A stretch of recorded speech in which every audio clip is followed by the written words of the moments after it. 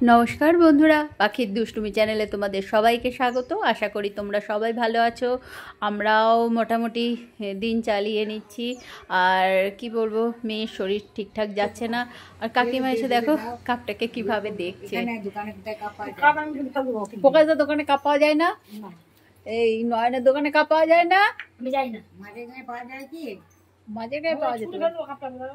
ছুঁড়ে ফেলে দাও, তাহলে নতুন কাপ বেরিয়ে বার করে দেবো। একটা ছোট ছোট কাপ আছে, সেগুলো এই ঝাঁকাওয়ালার কাছ থেকে দিয়ে নিয়ে নেবে।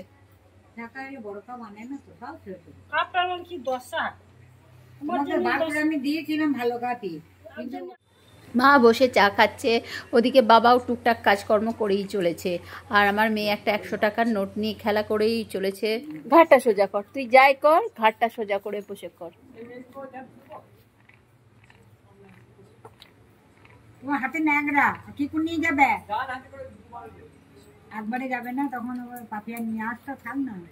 এই জ্বালন কথা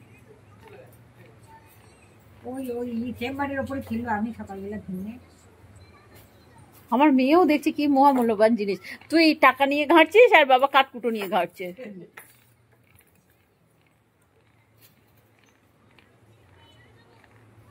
তুমি আজকে ভাত খাবে না তো? আমাদের পাড়ার এক কাকা এসে এই কলাগুলো দিয়ে গেছে, ঝড়ে গাছ পড়ে গিয়েছিল। আর অনেকদিন থেকেই আছে, কাপড় রেখে দেয়। যেমন কাপড় নেবে সেই রকম পাবে। আজকে তোমাদের না, এখন দেখবে না, ও শান্তনা আছে, বৌমা আছে, সে তারা দেখবে। বৌদি পার্লারে চলেছে, বৌদির তো পার্লারে কাপড় টাপড়ও রাখে, তাই কাকাকে বলছে কেনার জন্য। নতুন তুলেছে পুজোয় অনেক কাপড় টাপড়।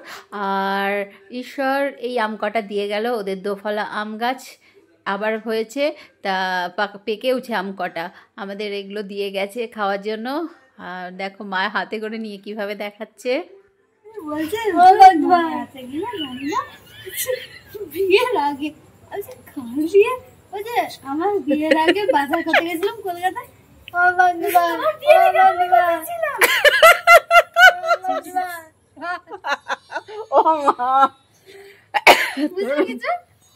ওর মা ওকে বলছে, তোর মনে আছে বিয়ের আগে কলকাতায় বাজার করতে গিয়েছিলাম, দিয়ে বলছে কার বিয়ে? এ তখন বলেছে কার বিয়ে? ওর মা বলছে আমার বিয়ে। দিয়ে বলছে তোমার বিয়ের আগে আমি কোথায় ছিলাম? সোনু বলেছে। মা দিদি বুঝতে পারি, তোর মায়ের দারুণ স্মৃতি শক্তি তো।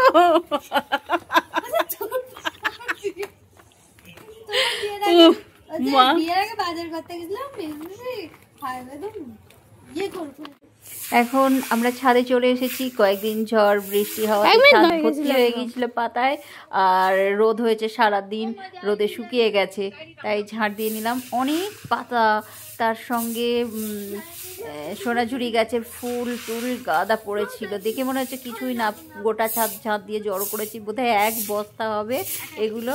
এবার এইগুলো নিচেই ফেলে দেবো, আমাদেরই খামার বাড়ি, অসুবিধা কিছু নেই, নিচেই নামিয়ে দেবো এগুলো, পুরো ছাদটা পরিষ্কার হয়ে যাবে।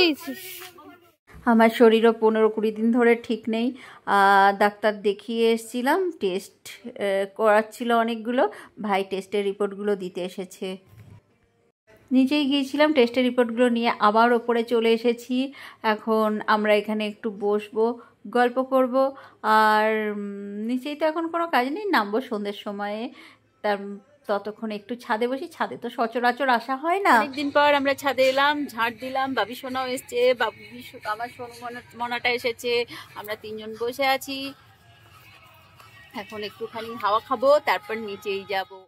আজ এই পর্যন্তই, পরের ব্লগে আবার দেখা হচ্ছে। ততক্ষণের জন্য তোমরা সবাই ভালো থেকো, সুস্থ থেকো, আমাদের পাশে থেকো।